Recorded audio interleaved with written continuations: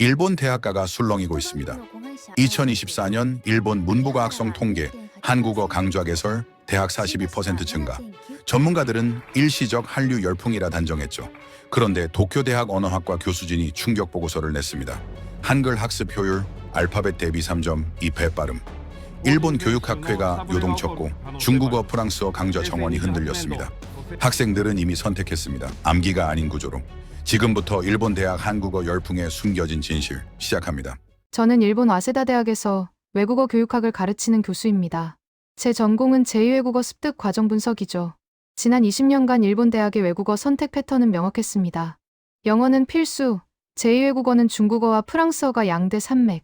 이게 공식이었어요. 2015년까지만 해도 그랬습니다. 전국 4년제 대학 782곳 중 중국어 강좌 개설률 73%, 프랑스어 68%, 한국어는 고작 28%였죠. 학생들의 선택 이유도 뚜렷했습니다. 중국어는 취업에 유리하다, 프랑스어는 교양 있어 보인다. 시온과 권위, 이 두 축이 일본 대학생들의 외국어 선택을 지배했어요. 저 역시 그 시스템을 당연하게 받아들였습니다. 제 강의실에서도 중국어 수강생이 한 학기에 120명, 프랑스어 80명, 한국어는 15명 남짓. 한국어 강좌는 사실상 소수 취미 과목 취급이었죠. 대학 본부도 한국어 강좌 증설 요청은 번번이 거부했습니다. 수요가 없다는 게 이유였어요. 그런데 2019년부터 이상한 징후가 포착됩니다. 제 동료 교수가 먼저 알아챘죠. 한국어 초급 강좌 대기자가 40명이 넘었어. 처음엔 우연이라 생각했습니다. 한류 드라마 몇 편 히트한 거겠거니. 일시적 현상이겠거니. 2020년 코로나 팬데믹, 온라인 강의 전환. 그런데 한국어 수강 신청은 오히려 폭증했습니다. 와세다대만 해도 2019년 대비 2.3배 증가. 도쿄 소재 주요 사립대 열고 평균 1.8배. 이건 우연이 아니었어요. 2023년 일본 대학교육협회 조사 결과가 나왔습니다. 전국 4년제 대학 중 한국어 강좌, 개설 대학 58%. 5년 전 28%에서 2배 넘게 뛴 겁니다. 저는 그때 깨달았죠. 이건 유행이 아니라 구조 변화라는 걸. 제 강의실 풍경도 완전히 바뀌었습니다. 2024년 봄학기, 한국어 초급 수강생 92명, 중국어 95명과 거의 대등한 수준. 프랑스어는 53명으로 밀려났어요. 학생들 면면도 달라졌습니다. 예전엔 한류팬 위주였다면 지금은 공학도 경영학도 이 대생까지 골고루 섞여 있죠. 대학 본부 태도도 180도 바뀌었습니다. 2024년 3월 한국어 전임교원 2명 추가 채용 발표. 강의실 3개 증설. 5년 전 수요 없다던 그 본부가 이제는 한국어 강좌 확대가 대학 경쟁력이라 말합니다. 저는 의문이 생겼어요. 도대체 무엇이 일본 대학생들을 한국어로 이끄는 걸까? 단순히 K-팝 좋아해서? 드라마 보고 싶어서?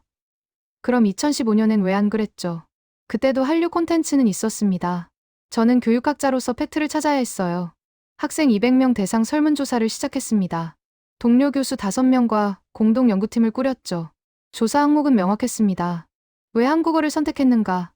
다른 외국어 대비 어떤 점이 달랐는가? 학습 지속 의향은 어느 정도인가? 결과는 3주 후에 나왔습니다.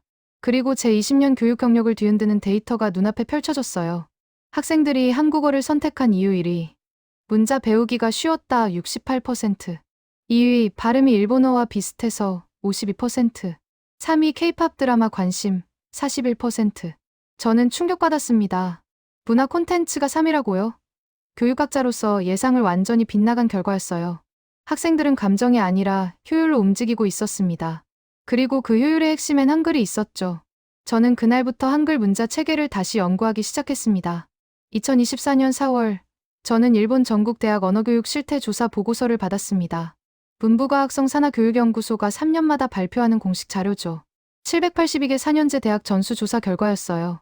표지를 넘기는 순간, 저는 숨이 멎었습니다. 한국어 강좌 개설 대학 454곳, 2021년 328곳에서 126곳 증가, 증가율 38.4%, 같은 기간 중국어는 571곳에서 583곳으로 2.1% 증가, 프랑스어는 532곳에서 518곳으로 오히려 감소, 한국어만 폭발적 성장이었습니다. 더 놀라운 건 국공립대 수치였어요. 도쿄대, 교토대, 오사카대 같은 최상위권 국립대 86곳 중 한국어 강좌 개설 79곳, 개설률 91.9%, 2018년 67.4%에서 24.5%포인트 상승. 이건 단순 유행으로 설명 불가능한 수준이었죠. 저는 동료 교수들과 긴급 회의를 소집했습니다. 도쿄, 오사카, 후쿠오카, 삿포로 소재 주요 대학 언어학과 교수 12명. 화상회의실에 모인 우리는 모두 같은 질문을 던졌어요. 도대체 왜? 교토대 언어학과 다나카 교수가 먼저 입을 열었습니다. 우리 대학도 2023년부터 한국어 분반을 2개 더 늘렸어요. 정원 80명인데 신청자가 187명. 추첨으로 뽑았죠. 오사카대 사토 교수도 고개를 끄덕였어요. 우리도 마찬가지입니다. 초급반 3개, 중급반 2개 개설했는데도 대기자가 50명 넘어요. 숫자는 명확했습니다. 하지만 이유는 여전히 불명확했죠. 저는 본격적인 현장 조사를 시작했습니다. 와세다대 한국어 수강생 50명 심층 인터뷰. 일주일간 매일 10명씩 면담했어요. 첫날 인터뷰 대상은 경영학과 2학년 여학생이었습니다. 한국어 선택한 이유가 뭐예요? 제 질문에 그 학생은 망설임 없이 답했죠. 첫 수업 때 한글 전부 읽을 수 있게 됐어요. 90분 만에요. 중국어는 한 학기 들어도 한자 100개 겨우 외우는데. 공학과 3학년 남학생도 비슷했습니다. 프랑스어 1년 들었는데 발음 규칙이 너무 복잡해서 포기했어요. 한국어는 자음 14개, 모음 10개만 알면 조합이 전부 설명돼요. 엔지니어 입장에서 이게 맞는 시스템이죠. 의대생 인터뷰는 더 충격적이었습니다. 저는 의학용어 암기에 지쳐서 뇌를 쉬게 할 언어가 필요했어요. 한국어는 암기가 아니라 이해로 배울 수 있더라고요. 오히려 스트레스가 덜해요. 50명 인터뷰 결과를 정리했습니다. 한국어 선택 이유 1순위, 문자학습 효율성 34명. 2순위 발음 규칙 명확성 28명. 3순위 한류 콘텐츠 관심 21명. 문화적 동기는 부차적 요인이었어요. 저는 이 데이터를 일본 언어교육학회 학술대회에서 발표했습니다. 2024년 7월 도쿄 국제포럼. 청중 300명. 발표 제목은 일본 대학생의 한국어 선택 동기 분석 문화에서 구조로였죠.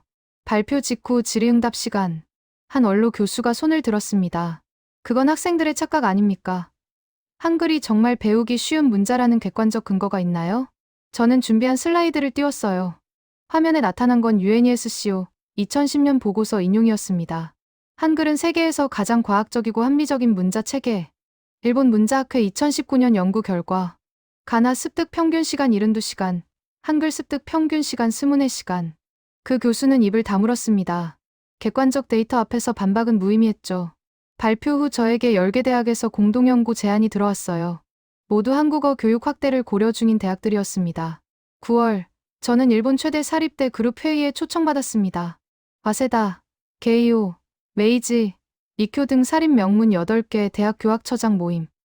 안건은 하나, 한국어 강좌 확대 타당성 검토였어요. 회의실에서 저는 3년간 수집한 데이터를 모두 공개했습니다. 학생 수요 증가 추이, 타 외국어 대비 학습 효율성, 중도 포기율 비교, 한국어 중도 포기율 12%, 중국어 34%, 프랑스어 41%. 숫자는 명확했죠.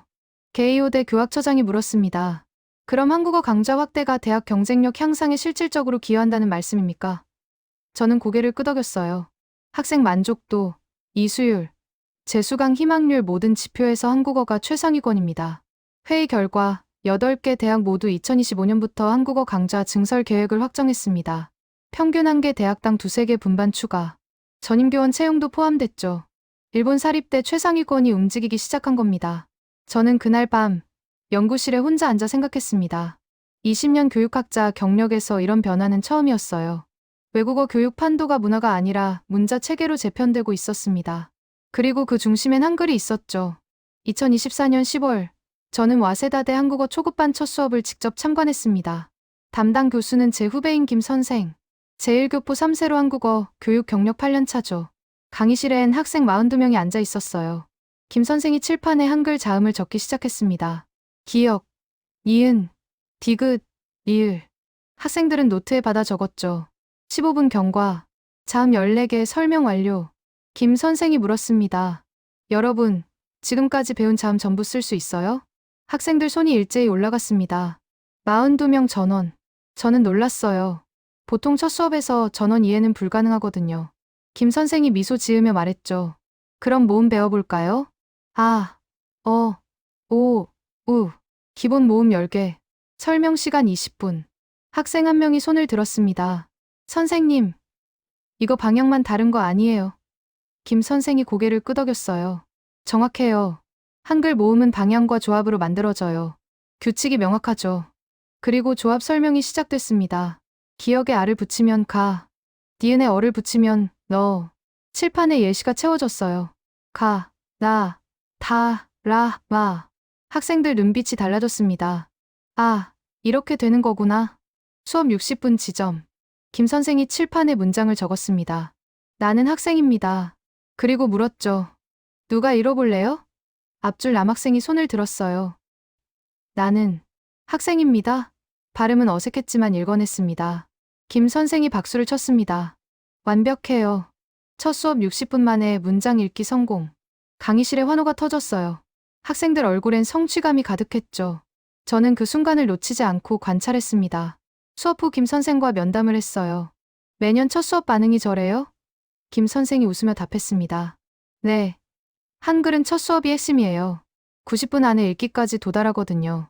학생들이 나도 할 수 있다는 확신을 갖죠. 저는 비교 데이터를 요청했습니다. 같은 기간 중국어, 프랑스어 첫 수업 학생 반응. 김 선생이 자료를 건넸어요. 중국어 첫 수업 후 학생 만족도 조사. 문자 습득 자신감, 항목 점수 5점 만점에 2.8점. 프랑스어는 더 낮았습니다. 2.3점. 이유는 명확했죠. 알파벳은 알아도 발음 규칙이 복잡해서 읽기까지 시간이 오래 걸려요. 중국어는 한자 하나하나가 독립된 암기 대상. 첫 수업에서 성취감을 주기 어려운 구조였습니다. 반면 한국어 첫 수업 만족도는 4.6점. 압도적 차이였어요. 저는 학생 3명을 별도로 인터뷰했습니다. 경제학과 2학년 여학생이 말했죠. 중국어 1년 들었는데 아직도 메뉴판 못 읽어요. 한글은 오늘 배워서 내일 간판 읽을 수 있을 것 같아요. 공학과 남학생 답변은 더 직접적이었습니다. 저는 효율을 중시해요. 시간 대비 성과. 한글은 투입 시간 대비 산출이 명확해요. 엔지니어링 관점에서 최적화된 시스템이죠. 저는 그 표현에 주목했어요. 최적화된 시스템. 문학부 여학생은 다른 각도로 접근했습니다. 프랑스어 배울 때는 왜 이렇게 읽는지 이해 안 됐어요. 그냥 외우라고만 했죠. 한글은 왜 이 소리가 나는지 선생님이 설명해줘요. 논리가 있어요. 저는 그날 오후 도쿄대 언어학과 동료 교수를 찾아갔습니다. 음성학 전공인 야마다 교수. 그에게 질문을 던졌어요. 한글이 다른 문자보다 배우기 쉬운 게 음성학적으로 증명 가능합니까? 야마다 교수는 자료를 꺼냈습니다. 당연하죠. 한글은 좋은 위치를 문자 모양에 반영한 표음 문자예요. 기역은 혀뿌리가 목구멍을 막는 모양. 니은은 혀끝이 잇몸에 닿는 모양. 시각과 청각과 촉각이 일치해요. 그는 컴퓨터 화면을 돌렸습니다. 뇌 영상 스캔 자료였어요. 2018년 서울대 연구팀 논문이에요. 한글 학습 시 뇌 활성화 영역, 시각 영역, 청각 영역, 운동 영역이 동시 활성화됩니다. 다중감각 통합 학습이죠. 야마다 교수가 덧붙였습니다. 알파벳이나 한자는 시각 청각 연결만 있어요. 한글은 여기에 좋은 운동까지 더해져요. 학습 효율이 높을 수밖에 없는 구조입니다. 저는 그제야 이해했어요. 학생들이 느끼는 성취감엔 과학적 근거가 있었던 겁니다. 11월, 저는 일본어 교육학회 원래 세미나에서 이 내용을 발표했습니다. 제목은 한글 학습의 다중감각 통합 효과. 참석자 80명. 발표 후 반응은 뜨거웠어요. 한 중학교 교사가 질문했습니다. 그럼 일본 중고등학교에서도 한글을 제2외국어로 도입하는 게 효과적이겠네요? 저는 신중하게 답했죠. 학습 효율성만 놓고 보면 그렇습니다. 하지만 교육 정책은 다양한 요인을 고려해야 하니까요. 세미나 후복도에서 한 대학원생이 제게 다가왔습니다. 교수님, 저도 한글 배우고 싶어졌어요. 어디서 배울 수 있나요? 저는 웃으며 답했어요. 우리 대학 한국어 초급반 신청하세요. 다음 학기 3월 개강이에요. 그 학생이 물었습니다. 경쟁률 높다던데 들어갈 수 있을까요? 저는 솔직하게 말했죠. 2024년 가을 학기 경쟁률 4.2대 1이었어요. 하지만 신청은 해보세요. 대학이 분반 늘리고 있으니까요.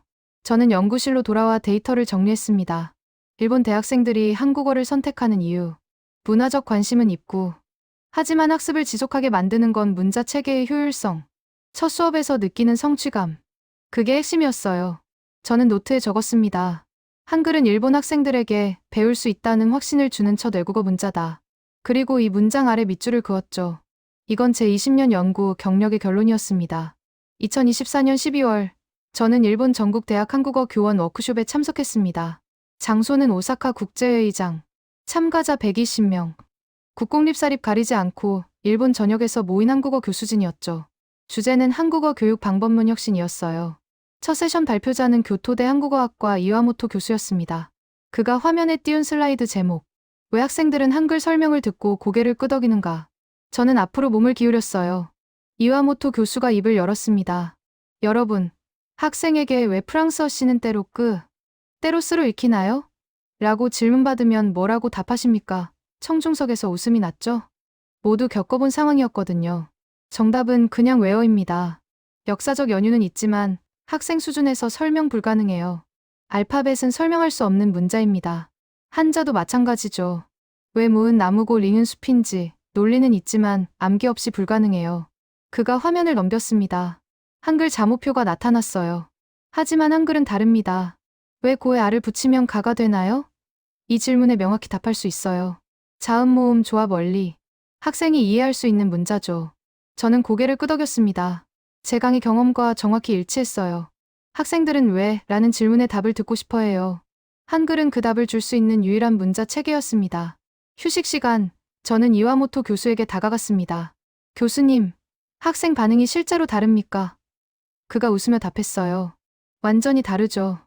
프랑스어 가르칠 땐 선생님 말씀 믿고 외울게요였어요. 한국어는 그래서 이렇게 되는구나예요. 오후 세션은 실습이었습니다. 참가자들을 4개 조로 나눠 모의 수업을 진행했죠. 저희 조 과제는 한글 받침 개념을 처음 배우는 학생에게 설명하기였어요. 조원 중 한 명인 히로시마 대 박 선생이 먼저 시연했습니다. 여러분, 받침은 뭘까요? 자음을 아래에 받치는 거예요. 가의 기억을 받치면 각, 나의 니은을 받치면 난. 규칙은 하나예요. 설명 시간 3분. 명료했습니다. 다음은 제 차례였어요. 저는 칠판에 네모 구조를 그렸습니다. 한글은 음절 블록이에요. 위아래, 좌우 조합, 받침은 아래층에 들어가는 자음. 2층 건물이라고 생각하면 돼요. 학생 역할을 한 교수들이 고개를 끄덕였죠. 실습 후 토론 시간. 나고야대 스즈키 교수가 발언했습니다. 저는 중국어 20년 가르쳤어요. 학생들 질문에 이건 그냥 이래라고 답한 적이 수도 없이 많아요. 한글은 다르네요. 질문에 답할 수 있어요. 게이오대 다카하시 교수도 거들었습니다. 저는 독일어 전공인데 한국어 교양 강좌 맡았어요. 독일어는 관사 변화만 해도 설명에 30분 걸려요. 한글은 조합 원리 하나로 모든 게 설명돼요. 교수 입장에서 효율적이죠. 저는 그때 깨달았습니다.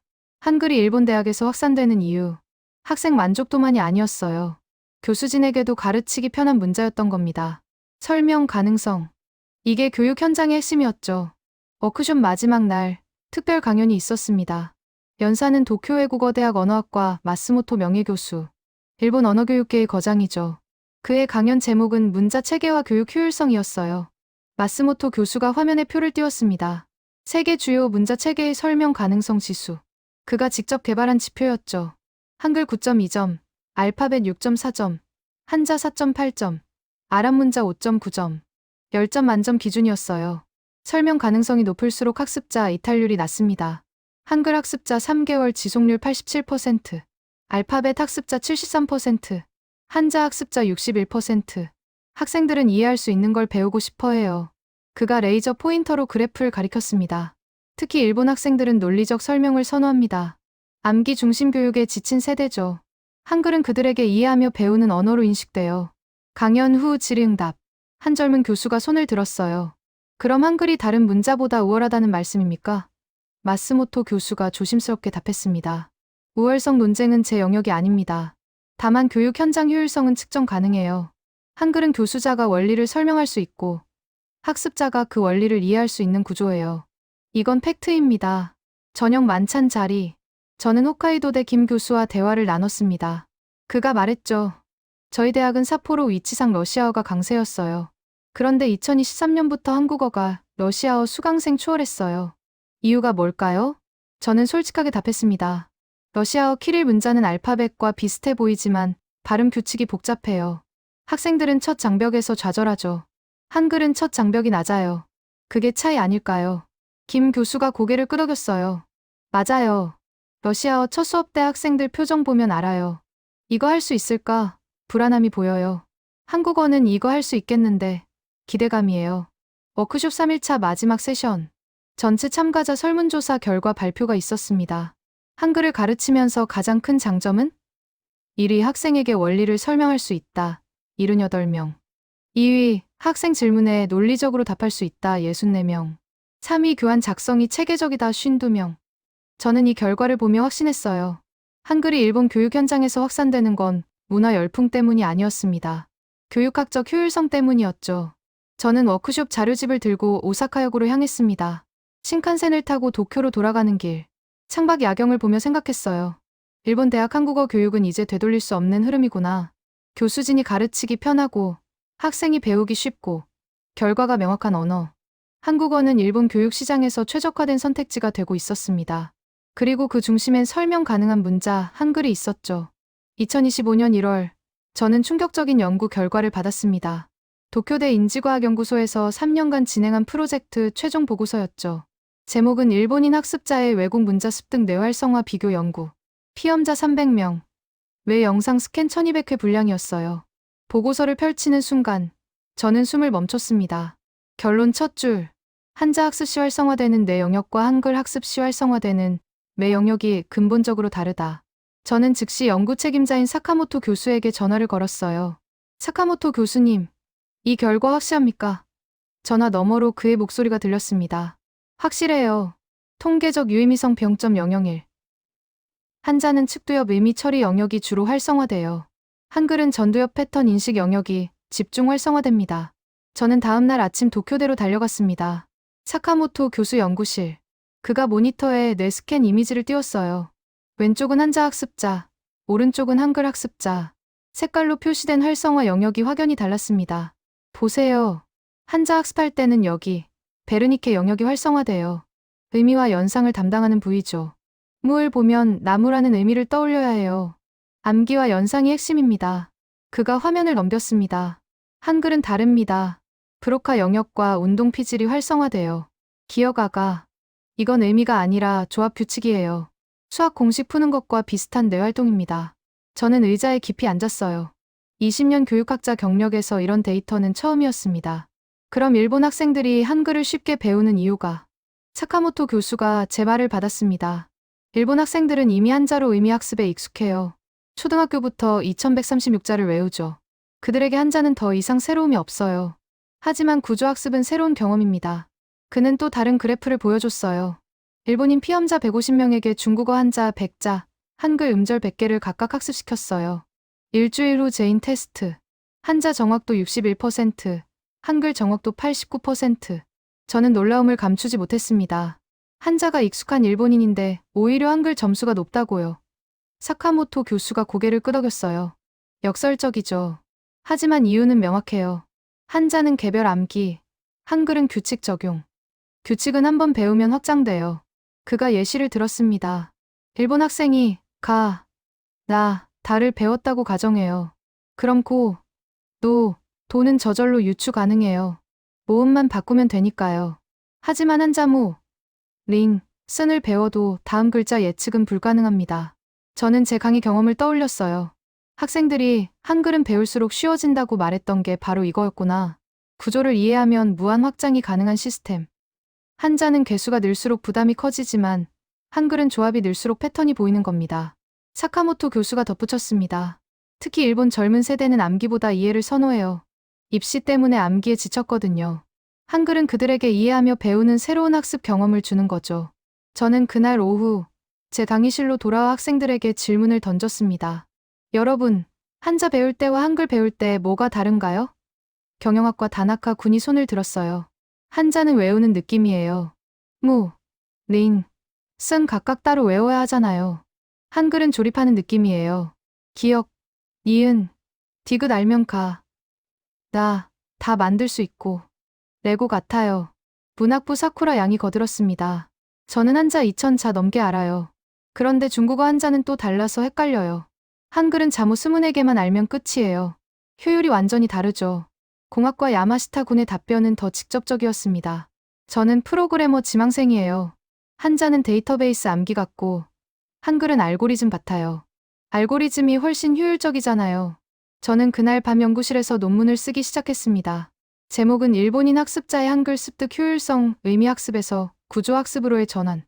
사카모토 교수 연구 데이터와 제 3년간 현장 관찰을 결합했죠. 2월, 이 논문을 일본응용언어학회지에 제출했습니다. 심사 기간 4주. 3월 초. 결과가 왔어요. 게재 승인. 특집 논문으로 선정. 저는 기뻤습니다. 제 연구가 인정받은 거니까요. 4월. 논문이 게재됐습니다. 반응은 폭발적이었어요. 학회 홈페이지 다운로드 수 첫 주에 2,300건. 교육 관계자, 언어학자, 심지어 뇌과학자들까지 관심을 보였죠. 게이오대 언어교육연구소에서 세미나 초청이 왔습니다. 5월 중순.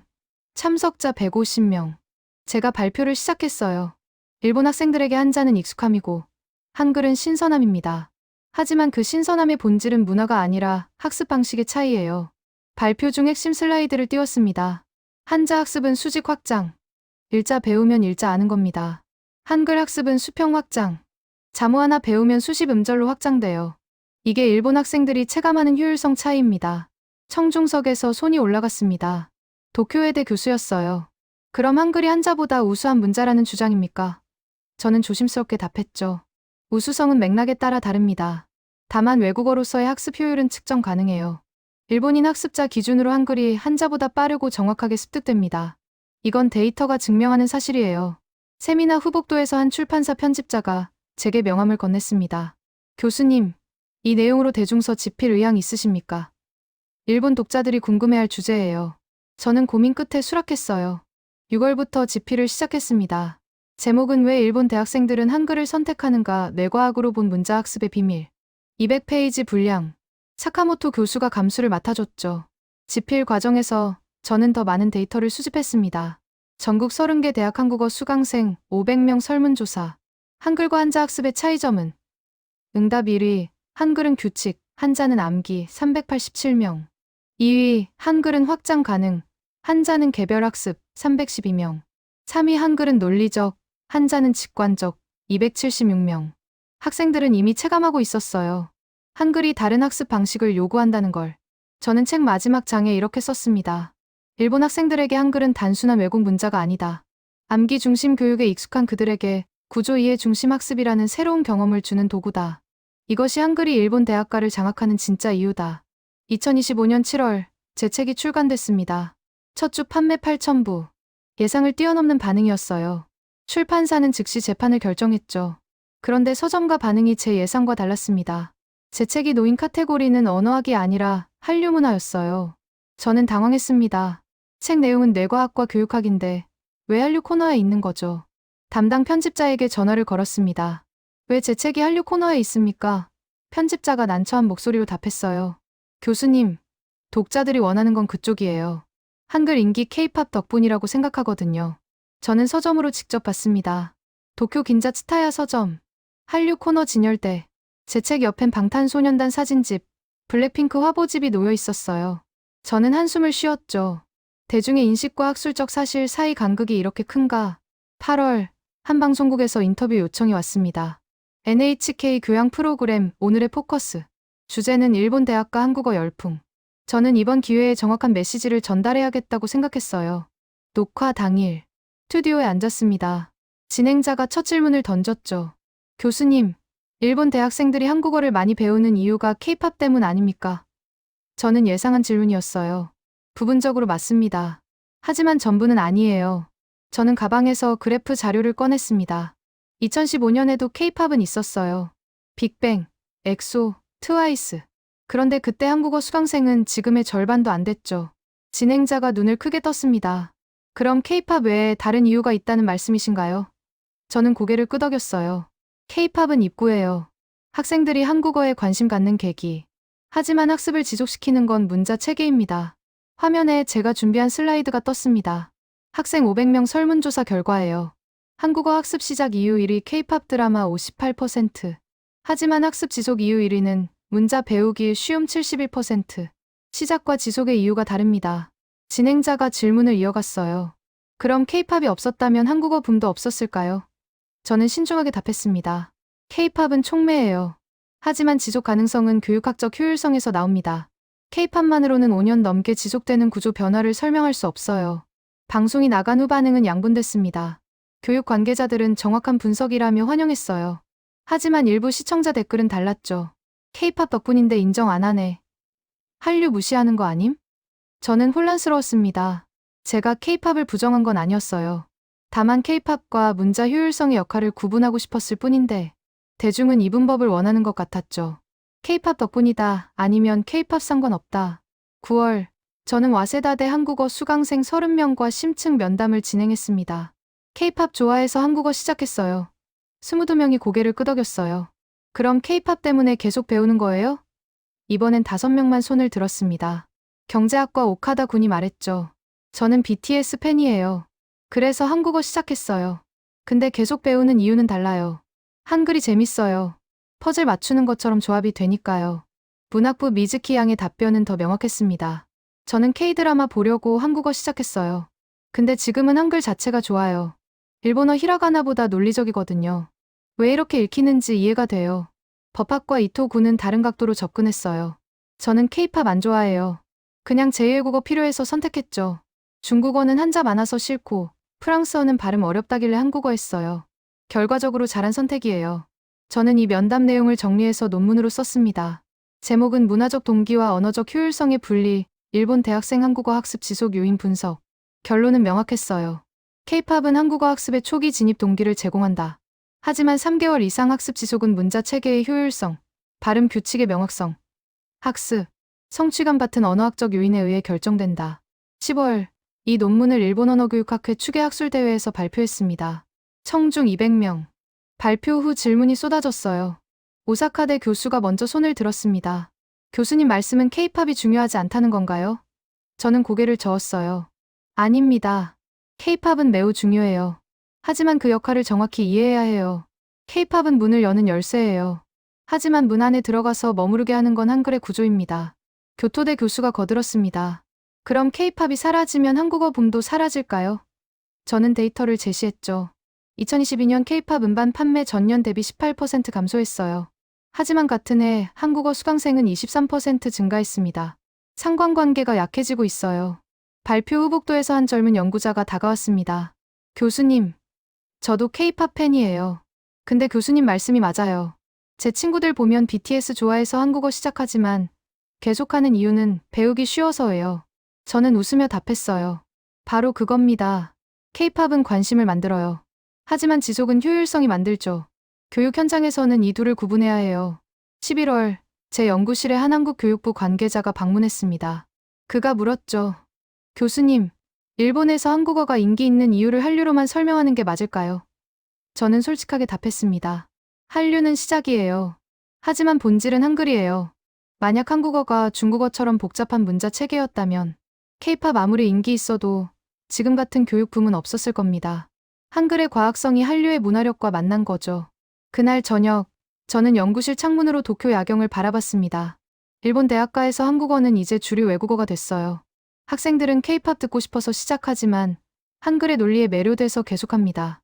K-팝과 한글, 문화와 구조, 감정과 논리, 이 둘이 만나 시너지를 만들었어요. 하지만 교육학자로서 저는 명확히 해야 했죠. 유행은 문화가 만들지만 지속은 구조가 만든다고. 2025년 9월, 저는 도쿄 시부야에서 열린 지세대 학습 트렌드 포럼에 연사로 초청받았습니다. 주최는 일본 교육산업협회, 참석자 500명, 대학 관계자, 교육기업, 정부 관계자가 모였죠. 제 발표 차례 전 리크루트사 연구소장이 먼저 무대에 올랐습니다. 그가 화면에 띄운 데이터, 2024년 일본 대학생 학습 행동 분석. 저는 앞으로 몸을 기울였어요. 일본 18세에서 22세 대학생 3,000명 조사 결과입니다. 외국어 선택 시 가장 중요한 기준 1위, 단기간 성과 가능성 64%, 2위 학습 시간 효율성 58%, 3위 실용성 42%. 그가 레이저 포인터로 그래프를 가리켰어요. 주목할 점은 이겁니다. 2015년 같은 조사에서 1위는 실용성 71%였어요. 10년 사이 학생들 가치관이 바뀌었습니다. 결과보다 과정의 효율을 중시하게 됐죠. 저는 메모를 적었습니다. 단기간 성과, 시간 효율성, 바로 한글이 강점을 가진 영역이었어요. 리크루트 연구소장이 말을 이었습니다. 특히 Z세대는 빨리 보이는 결과를 원해요. SNS 문화의 영향이죠. 인스타그램, 틱톡, 즉각적 피드백에 익숙한 세대예요. 외국어 학습도 마찬가지입니다. 3개월 안에 뭔가 할 수 있어야 지속해요. 제 차례가 왔습니다. 무대에 올라 첫 슬라이드를 띄웠어요. 제목은 한글, Z세대가 선택한 효율의 언어. 청중석이 조용해졌습니다. 여러분, 일본 대학생에게 물어봤습니다. 한글 읽기까지 걸린 시간은 평균 답변 6.2시간. 중국어 한자 100자 읽기까지 평균 42시간. 프랑스어 기본 발음 규칙 습득까지 평균 38시간. 숫자가 화면에 떴습니다. 청중들이 웅성거렸어요. 저는 계속했죠. 한글은 첫 주에 성취감을 줍니다. 지세대가 원하는 즉각적 피드백을 제공하는 유일한 외국어 문자예요. 다음 슬라이드. 와세다대 한국어 수강생 SNS 분석 결과입니다. 수강 1주차, 인스타그램에 한글 학습 인증샷 올린 학생 78%, 중국어는 12%, 프랑스어는 8%. 청중석에서 웃음이 터졌습니다. 저는 진지하게 말했어요. 웃으실 일이 아닙니다. 이게 지세대의 학습 동력이에요. SNS에 올릴 수 있을 만큼 빠른 성과. 한글은 그걸 가능하게 해요. 발표 후 질의응답 시간. 한 교육 기업 대표가 손을 들었습니다. 그럼 지세대는 깊이 있는 학습보다 빠른 학습만 원한다는 말씀입니까? 저는 고개를 저었어요. 아닙니다. 지세대는 초반 허들이 낮은 학습을 원해요. 일단 시작할 수 있어야 깊이도 생기죠. 한글은 진입장벽이 낮아요. 그래서 더 많은 학생이 중급, 고급까지 올라갑니다. 제가 다음 데이터를 제시했습니다. 와세다대 외국어 과정 이수율, 초급, 중급 진학률, 한국어 73%, 중국어 48%, 프랑스어 41%. 한글로 빠르게 시작한 학생들이 오히려 끝까지 가요. 발표를 마치고 무대에서 내려왔습니다. 한 20대 여성이 다가왔어요. 명함을 보니 교육 스타트업 대표였습니다. 교수님, 저희가 한국어 학습 앱 만들고 있어요. 지세대 타겟인데 조언 부탁드려도 될까요? 저는 커피숍으로 자리를 옮겼습니다. 그 스타트업 대표는 27세 다카하시 양이었죠. 저도 대학 때 한국어 배웠어요. 첫날 한글 다 읽어서 친구들한테 자랑했거든요. 그 경험이 창업 아이디어가 됐어요. 그가 태블릿을 꺼내 앱 프로토타입을 보여줬습니다. 저희 앱 콘셉트는 24시간 안에 한글 마스터예요. 게임처럼 단계별로 자음, 모음, 조합을 배워요. 매 단계마다 SNS 공유 기능 있고요. 저는 화면을 살펴봤어요. 흥미롭네요. 그런데 24시간이면 너무 빠른 거 아닙니까? 다카하시 양이 웃으며 답했습니다. 교수님, 지세대한테 24시간은 길어요. 저희는 6시간 목표예요. 한글은 가능하거든요. 저는 놀랐습니다. 6시간. 제 조사 평균 6.2시간과 거의 일치했어요. 어떻게 그 시간을 산출했나요? 다카하시 양이 설명했죠. 베타 테스터 100명 평균이에요. 자음 2시간, 모음 1.5시간, 조합 2.5시간. 총 6시간이면 한글 읽기 완성이에요. 10월, 저는 교토대 사회학과 요시다 교수와 공동 연구를 시작했습니다. 주제는 지세대의 시간 인식과 외국어 학습 선택. 전국 20개 대학 학생 800명 대상 설문조사였죠. 핵심 질문은 이거였어요. 외국어 학습 시작 후 몇 시간 안에 성과가 보이지 않으면 포기하고 싶습니까? 평균 답변 8.7시간. 2015년 같은 조사에서는 24시간이었어요. 10년 사이 인내 시간이 3분의 1로 줄었습니다. 요시다 교수가 분석했습니다. 스마트폰 세대의 특징이에요. 앱은 3초 안에 반응해야 하고 유튜브는 5초 안에 흥미를 줘야 하죠. 외국어도 마찬가지예요. 빠른 피드백 없으면 이탈해요. 저는 반문했습니다. 그럼 깊이 있는 학습은 불가능하다는 말입니까? 요시다 교수가 고개를 저었어요. 아니에요. 초반 8시간을 잘 설계하면 이후 100시간도 가능해요. 한글이 바로 그 케이스죠. 11월, 저는 제 강의 방식을 바꿨습니다. 한국어 초급반 첫 수업. 기존 90분 강의를 6시간 집중 워크숍으로 재설계했어요. 토요일 오전 10시부터 오후 4시까지. 점심시간 1시간 포함. 42명 학생이 참여했습니다. 10시 시작. 여러분, 오늘 6시간 후에는 한글로 문장을 쓸 수 있습니다. 학생들 눈빛에 반신반의가 섞여 있었죠. 첫 2시간, 자음 집중 훈련. 기억부터 히읗까지. 쓰기, 읽기, 발음 반복. 12시 정각. 자음 테스트 시작합니다. 42명 중 39명 만점. 학생들 얼굴에 놀람이 번졌어요. 점심시간. 학생들이 스마트폰으로 자음 인증샷을 찍었습니다. 인스타그램 스토리에 올리는 학생들. 해시태그가 달렸죠. 오후 1시, 모음 집중 훈련. 1시간 30분 만에 기본 모음 10개 완성. 2시 30분. 조합 훈련 시작. 기억 아가. 니은 언어. 칠판이 한글로 가득 찼어요. 오후 4시. 마지막 테스트입니다. 나는 학생입니다. 한글로 써보세요. 42명 전원이 노트에 받아 적었습니다. 6시간 만에 한글 쓰기까지 도달한 거예요. 한 학생이 손을 들었습니다. 선생님, 저 진짜 한글 쓸 수 있어요? 목소리에 믿기지 않는다는 뉘앙스. 저는 웃으며 답했죠. 네. 여러분은 지금 한글을 압니다. 강의실이 박수로 터졌습니다. 학생들이 서로 하이파이브 했어요. 한 남학생이 큰 소리로 외쳤습니다. 중국어 1년 배워도 이 정도 못 썼는데. 다른 학생들이 환호했죠. 저는 그 순간을 영상으로 찍었습니다. 지세대에게 필요한 건 즉각적 성취감이었어요. 한글은 그걸 6시간 만에 줬습니다. 이게 일본 대학가를 바꾼 진짜 힘이었죠. 수업 후 설문조사. 오늘 6시간 워크숍 만족도는 5점 만점 평균 4.8점. 다음 학기 중급반 수강 의향은 42명 중 41명이 네라고 답했어요. 저는 연구실로 돌아와 데이터를 정리했습니다. 지세대는 빠름을 원해요. 하지만 그 빠름이 허술함이 아니라 효율이면 깊이까지 갑니다. 한글은 그 조건을 완벽히 충족했어요. 11월 말 요시다 교수와의 공동 논문이 완성됐습니다. 제목 시간 효율성과 학습 지속성, 지세대의 한국어 선택 요인 분석. 결론은 명확했어요. 일본 지세대는 투입 시간 대비 산출을 극대화하는 학습을 선호한다. 한글은 최소 시간으로 최대 성과를 내는 최적화된 문자 체계로 인식되며 이것이 한국어 지속학습의 핵심 동력이다. 저는 논문 마지막 문단을 읽으며 고개를 끄덕였습니다. 일본 젊은 세대가 한국어를 선택한 이유. K-팝도 드라마도 아니었어요. 그들이 원하는 건 시간 대비 효율이었고 한글은 그 욕구에 완벽히 부합했습니다. 2025년 12월 저는 3년간의 연구를 마무리하고 있었습니다. 와세다대 연구실. 책상 위엔 데이터가 가득했어요. 설문지 3,000장, 인터뷰 녹취록 500시간, 외 영상 자료 200건.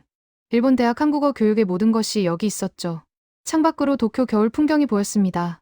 저는 노트북을 열어 최종 보고서를 작성하기 시작했어요. 제목은 일본 대학 한국어 교육 확산의 구조적 요인 분석 2019에 2025. 첫 문단을 타이핑했습니다. 일본 대학에서 한국어 수강생이 늘어나는 현상은 일시적 유행이 아니다. 이는 문자 체계의 효율성, 학습 과정의 논리성, 세대별 학습 선호도 변화가 결합된 구조적 결과다. 오후 2시 제 연구실 문이 열렸습니다. 도쿄대 사카모토 교수, 교토대 이와모토 교수, 게이오대 다카하시 교수.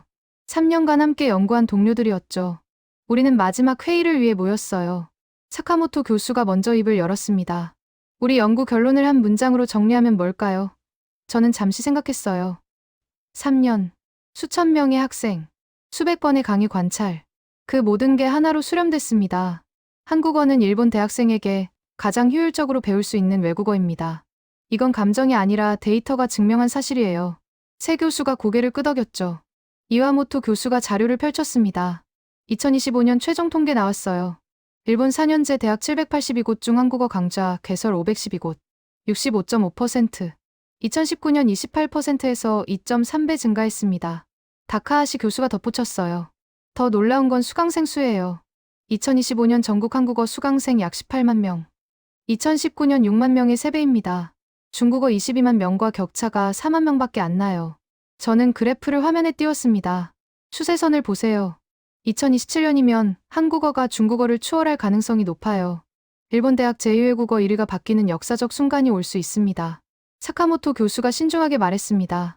하지만 우리는 과장하면 안 돼요. 한국어 증가가 중국어 감소를 의미하진 않아요. 전체 파이가 커진 거죠. 외국어 학습 인구 자체가 늘었어요. 저는 동의했습니다. 맞아요. 한국어는 기존 외국어를 대체한 게 아니라 새로운 수요를 창출했어요. 예전엔 외국어 안 배우던 학생들이 한국어 때문에 외국어 수업을 듣기 시작했죠. 이와모토 교수가 사례를 들었어요. 교토대 공학부 학생들 보세요. 2019년엔 제2외국어 이수율 43%였어요. 외국어 관심 자체가 낮았죠. 2025년 68%로 올랐어요. 증갑은 대부분이 한국어예요. 우리는 3시간 동안 토론했습니다. 한국어 확산의 긍정적 효과, 우려되는 점, 앞으로의 과제. 다카하시 교수가 질문을 던졌죠. 그럼 이 추세는 지속 가능할까요? 저는 데이터를 근거로 답했습니다. 지속 가능성의 조건은 3가지예요. 첫째, 문자 체계의 효율성. 이건 변하지 않아요. 한글은 언제나 배우기 쉬운 문자일 겁니다. 둘째, 학습 만족도. 현재 한국어 수강생 만족도 5점 만점에 4.3점. 타 외국어보다 높아요. 셋째, 실용성. 한국 경제 규모, 문화 영향력이 유지되는 한 실용성도 담보됩니다. 사카모토 교수가 반론을 제기했어요. 하지만 한류가 식으면 어떻게 되죠? 저는 예상한 질문이었습니다. 한류는 입구일 뿐이에요. 학생들이 머무는 이유는 한글의 구조예요. 한류가 약해져도 한글의 효율성은 안 변해요. 이와모토 교수가 거들었습니다. 실제로 2022년에서 2023년 K-팝 글로벌 성장세가 둔화됐어요. 그런데 같은 기간 한국어 수강생은 계속 증가했죠. 이미 탈동조화가 시작됐어요. 오후 5시, 우리는 공동 성명서를 작성하기로 했습니다. 일본 언어교육학회에 제출할 최종 보고서였죠. 제목은 일본 대학 한국어 교육 10년 전망. 저는 타이핑을 시작했어요. 일본 대학에서 한국어는 이제 주류 외국어다. 이는 국가 이미지나 문화 콘텐츠의 일시적 영향이 아니라 문자 발음 학습 구조의 효율성이 만든 교육학적 필연이다. 한글은 세계에서 가장 과학적으로 설계된 문자 체계다. 자음 14개, 모음 10개의 조합으로 모든 음절을 표현한다. 학습자는 규칙을 이해하면 무한 확장이 가능하다. 이는 암기 중심 학습에 지친 일본 지세대에게 최적화된 학습 경험을 제공한다. 향후 10년간 한국어는 일본 대학 외국어 교육의 핵심 축으로 자리 잡을 것이다. 2030년 예상 수강생 수 30만 명. 이는 영어 다음으로 많은 수치다. 일본 교육계는 이 변화를 구조적으로 수용해야 한다. 성명서를 완성했습니다. 4명의 교수가 서명했죠. 저는 파일을 학회로 전송했어요. 이제 공식 기록이 됐습니다. 12월 중순, 일본 문부과학성에서 저를 초청했습니다. 고등교육국장과의 면담이었어요. 그가 물었죠. 교수님 연구 결과를 봤습니다. 정부 차원에서 한국어 교육을 지원해야 할까요? 저는 신중하게 답했습니다. 지원보다는 인정이 필요해요. 한국어가 이제 마이너 언어가 아니라는 걸 공식적으로 인정하는 거죠. 교원 자격, 교재 개발, 교육과정 표준화 같은 인프라 지원이 필요합니다. 국장이 고개를 끄덕였어요. 알겠습니다. 2026년부터 한국어를 제2외국어 공식 과목으로 편입하는 방안을 검토하겠습니다. 저는 놀랐어요. 정부가 움직이기 시작한 거였습니다. 12월 20일, 저는 마지막 한국어 초급반 강의를 했습니다. 2025년 겨울학기 종강이었죠. 42명 학생 앞에서 저는 말했어요. 여러분, 이번 학기 한글을 배웠습니다. 어땠나요? 학생들이 박수를 쳤어요. 한 여학생이 손을 들었습니다. 선생님, 저 한국어 계속 배우고 싶어요. 이렇게 재밌는 언어 처음이에요. 남학생 하나가 거들었죠. 저는 중국어 1년 하다가 한국어로 바꿨어요. 진작 바꿀 걸 후회돼요. 한글은 논리가 있어요. 배울수록 쉬워져요. 저는 웃으며 답했습니다. 여러분이 한국어를 선택한 건 우연이 아니에요. 여러분 세대가 원하는 학습 방식과 한글의 구조가 완벽하게 맞아떨어진 거예요. 강의를 마치고 연구실로 돌아왔습니다. 창밖으로 도쿄 야경이 반짝였어요. 저는 3년 전 시작한 연구 노트를 꺼냈습니다. 첫 페이지에 적힌 질문. 왜 일본 대학생들은 한국어를 선택하는가? 저는 펜을 들어 답을 적었습니다. 한국어는 일본 대학생에게 가장 효율적으로 배울 수 있는 외국어였다. K-팝이 문을 열었고 한글이 학생들을 붙잡았다. 문화는 계기였고 구조는 본질이었다. 이 흐름은 쉽게 꺼지지 않을 것이다. 저는 노트를 덮었습니다. 20년 교육학자 경력에서 가장 명확한 결론이었어요. 일본 대학에서 한국어 선택은 감정이 아니라 구조였고 유행이 아니라 필연이었습니다. 12월 28일 오늘 저는 최종 논문을 학술지에 제출했습니다. 3년 연구의 결정판이었죠. 논문 결론 마지막 문장. 일본 대학에서 한국어가 확산되는 이유는 국가 이미지나 문화 유행이 아니다. 한글이라는 과학적으로 설계된 문자 체계가 일본 젊은 세대의 학습 효율성 욕구와 만났기 때문이다. 그래서 이 흐름은 지속 가능하다. 저는 제출 버튼을 눌렀습니다. 화면에 제출 완료 메시지가 떴어요. 저는 의자에 기대 창밖을 바라봤습니다. 일본 대학가의 한국어 열풍. 이제 그 이유를 정확히 알았어요. 한글은 배우기 쉽고 논리적이고 효율적입니다. 일본 학생들은 그걸 체감했고 선택했고 지속했어요. 앞으로도 계속될 겁니다. 한글의 과학성은 시대를 초월하는 경쟁력이니까요.